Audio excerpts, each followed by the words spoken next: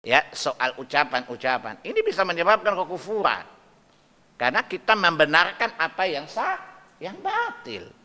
Ya, pertanyaan Bu, saya cuman basa-basi, masa basa-basi?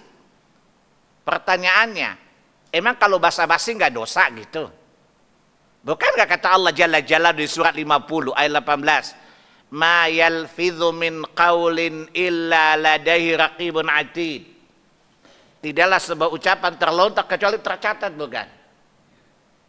Apa kata Nabi Sahih Bukhari, kitab adab, menjaga lisan. Kata Nabi apa? Seorang berucap dengan sebuah ucapan yang tidak dia sadari, tapi menyebabkan dia dilemparkan ke neraka. Di sini ucapan tanpa ada keyakinan, bukan? Sebuah ucapan saja bisa menyebabkan kita terlempar ke dalam neraka. Bagaimana orang menciptakan sekedar ucapan? Jelas?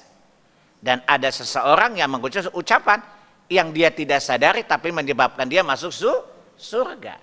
Berarti ucapan tanpa keyakinan pun tetap masuk, bukan? Nah, inilah bodohnya kita nggak paham dalil. Ya? Dan kebanyakan kita suka ingin disebut toleransi. Toleran bukan berarti kita melanggar batas-batas akidah. Ini saya agak serius karena ini menjelang harinya. Dan ini perkara serius, tidak main-main. Ya, kita katakan inna bura'a'u minkum. Kita berlepas diri dari orang kafir mimma ya'budun dan apa-apa mereka sembah min dunillah selain Allah Subhanahu wa taala. Natal itu ibadah, bukan? Yesus itu yang diibadahi selain Allah, bukan? Wajib bagi kita berlepas diri. Jelas ya? Kita tidak anti Isanya.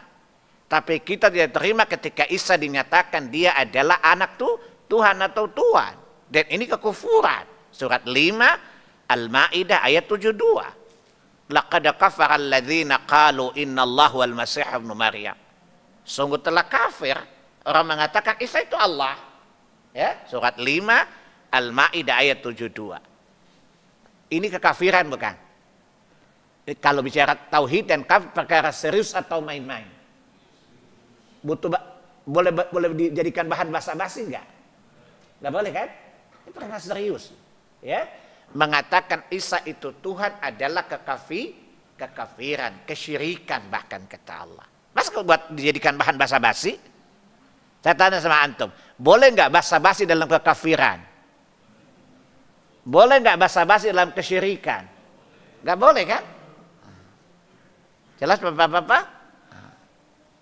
Lagian kita nggak bilang selamat Natal juga orang Kristen juga nggak terganggu ibadahnya, kan?